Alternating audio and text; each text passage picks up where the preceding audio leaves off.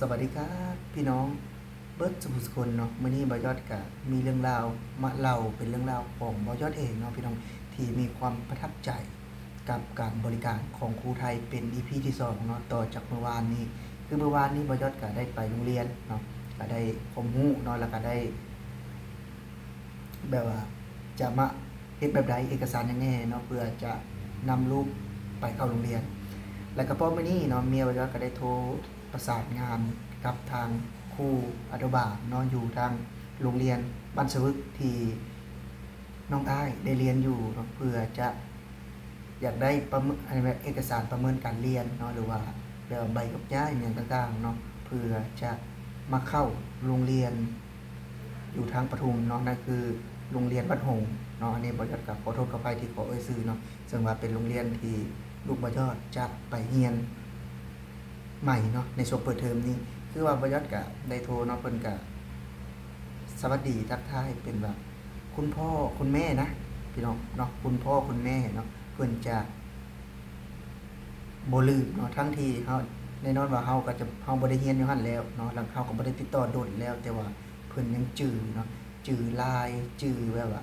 ว่าเป็นผู้ใดเนาะหรือว่าผู้ใดที่จะย้ายเพราะว่าบ่ยอดก็บอกล่วงหน้าเพิ่นไว้แล้วเนาะว่าจะย้ายโรงเรียนเนาะก็ซึ่งว่าเพิ่นก็ให้คำแนะนำเนาะแล้วก็เพิ่นก็บอกบ่ยอดว่าเพิ่นจะประสานงานเนาะกับทางโรงเรียนบ่ยอดก็บ่ฮู้ดอกว่าเพิ่นจะเฮ็ดแนวใดแน่เนาะแต่บ่ยอดก็ขอบคุณเนาะทางคุณครูเนาะคุณครูที่บ่น้องอ้ายเคยได้เรียนเนาะลูกบ่ยอดได้เรียนอยู่ในโรงเรียนเพราะฉะนั้นนะก็ขอบคุณคุณครูทุกคนที่สั่งสอนเนาะให้ลูกแรงงานลาวคือลูกบ่ยอดเนาะแบบว่ามีวิวัฒนาการที่ดีขึ้นเนาะเป็นว่าที่หลังจากที่บ่ได้เป็นหนังสือหรือว่าหลังจากที่บ่มีแนวคิดความคิดความอ่านก็ดีขึ้นเนาะบ่ยอดก็ขอขอบคุณซึ่งว่าหลังจากที่เมียบ่ยอดโทรไปมันก็บอกว่าจะเตรียมเอกสารให้นะเดี๋ยวเราจะพูดแล้วก็ประสานงานให้ว่าประมาณนี้นะเนาะแล้วเดี๋ยวถ้าหากว่าคืบหน้าแบบใดเนาะเพิ่นก็จะโทรมาอีกเทื่อหนึ่งเนาะนี่ก็บ่ยอดก็อยากขอขอบคุณเนาะทั้งที่ซึ่งว่าคือตอนบ่ยอดเนาะตอนบ่ยอดเรียนนะพี่น้องก็ถ้าหากว่ายกย้ายนี่ คือจะบ่ได้แบบนี้เนาะคือตอนบ่ยอดเรียนคือจะเวลายกย้ายก็คือเฮาต้องไปดำเนินการเองเนาะหรือว่าแล่นเองคือจากบ่ยอดเนาะก็คือแบบว่าก่อนที่จะย้ายไปโรงเรียนนะก็ถือว่า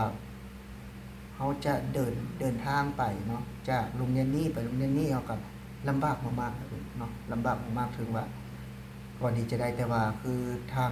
ประเทศไทยเนาะเพิ่นคือระบบการศึกษาหรือว่าระบบ ของตัวเลขของเด็กเพิ่นลิงก์กันอยู่แล้วเนาะแล้วก็เพิ่นก็จะให้คำแนะนำดีมากเนาะอันนี้บ่ยอดก็ขอขอบคุณเนาะขอขอบคุณทางครูไทยที่ให้ความสำคัญเนาะกับเด็กๆให้ความสำคัญต่อการศึกษาทั้งที่ลูกบ่ยอดเนาะก็บ่ได้แม่น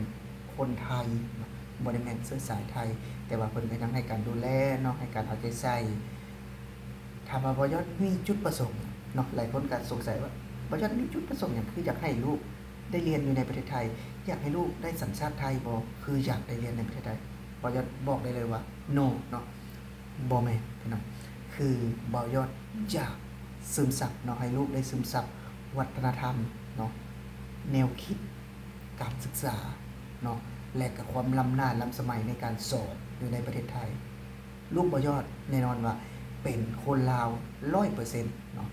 แต่จะได้รับการศึกษาเนาะพี่น้องเนาะการสั่งสอนอยู่ในประเทศไทยวัฒนธรรมไทยแนวคิดความเป็นไทยแต่สายเลือดยังเป็นลาวเนาะบ่าวจะเว้าตามตรงเลยว่าบ่าวยอดเกิดอยู่ลาวเนาะแน่นอนว่าบ่าวยอดก็มีความผูกพันทางฝั่งลาวแต่ว่าบ่าวยอดชื่นชมเนาะอยู่ในประเทศไทยธรรมเนียมการศึกษาอยู่ในประเทศไทยบ่าวยอดก็เลยอยากให้ลูกได้เรียนอยู่ในประเทศไทยเพื่อจะได้มีชีวิตที่ดีขึ้นเนาะแน่นอนว่าถ้าบ่าวยอดเอาลูกกลับไปเรียนในทางฝั่งลาวใหญ่มาเนาะพี่น้องมาทำงานในประเทศไทยเฮาหนีบ่พ้นกับการว่ามาขายแรงงานเนาะถ้าหากว่าเรียนอยู่ในประเทศไทยเนาะสักจบป .5 ป .6 หรือว่าดีเนี่ยก็จบม .3 เนาะอันนี้บ่จะบ่ได้หวังสูงขนาดนั้นเนาะจบม .3 อย่างน้อยก็เขียนได้อ่านเป็นเนาะถ้าหากว่า จะเข้าไปเป็นพนักงานเนาะเด็กเสิร์ฟอยู่ร้านอาหารแห่งหนึ่งเนาะรับออเดอร์พี่น้องจดเนาะก็จะเป็นตัวหนังสือไทยจดง่ายอ่านได้เขียนเป็นเนาะบ่จะคิดว่าม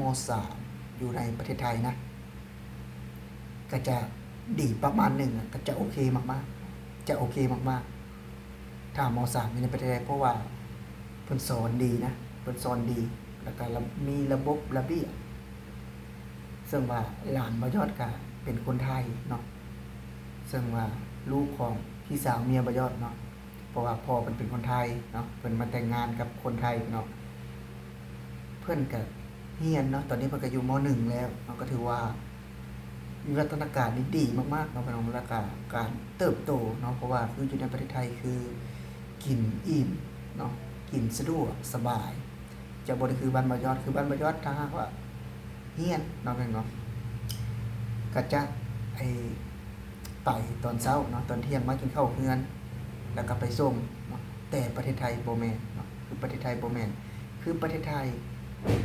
ไปตอนเช้าเนาะตอนแลงเนาะตอนบ่าย 3 โมงบ่าย 4 โมงเนาะไปรับทีเดียวเนาะไปรับทีเดียวคืออยู่โรงเรียนเพิ่นก็มีกิจกรรมให้เล่นเนาะมีอาหารการกินข้าวเที่ยงให้กินมีเอารับไปนอนเนาะคือครูไทยเพิ่นจะเอาใจใส่เด็กๆมากๆอันนี้คือบ่ยอดประทับใจอยู่ในประเทศไทยเนาะคือบ่ยอดเว้าบ่ได้ต้องการสัญชาติไทยเนาะแค่ว่าต้องการการศึกษาที่มีความรู้แบบคนไทยเนาะที่เรียนในประเทศไทยจริงๆโดยที่คือบ่ยอดเนาะอยู่สปป.ลาวเนาะคนบ้านนอกได้มาเห็นเนาะได้มาฟังเนาะจากการที่ทำมาหากินในประเทศไทยได้เห็นหลายๆอย่างในเป็นเนาะบ่ว่าจะเป็นการทำมาหากินการค้าขายการบริการเนาะเฮาก็ฮู้ว่าเฮ็ดแบบนี้ลักษณะนี้เนาะซึ่งว่า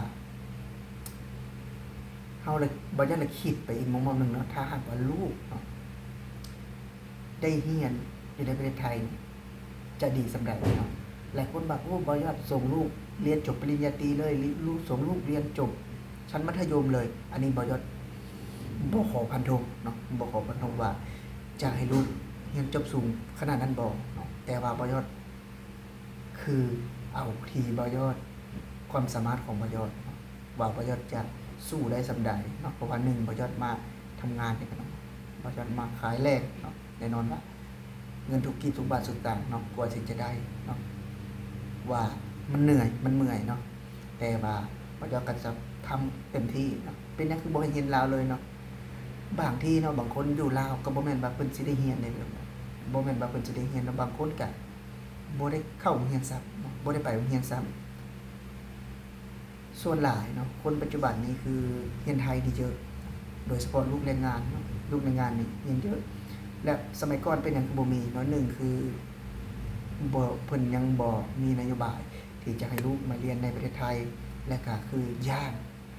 เนาะย้าน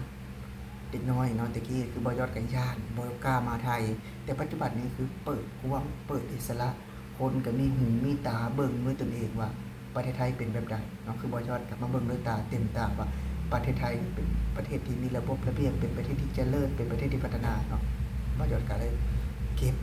เนาะเอาสิ่งที่บ่ยอดได้เห็นอยากให้ลูกบ่ยอดได้ชื่นชมให้ลูกบ่ยอดได้สัมผัสกับสิ่งดีๆเหล่านี้นะเนาะก็สำหรับมื้อนี้น้องบ่ยอดสิขอลาพี่และน้องไปก่อนสวัสดีครับ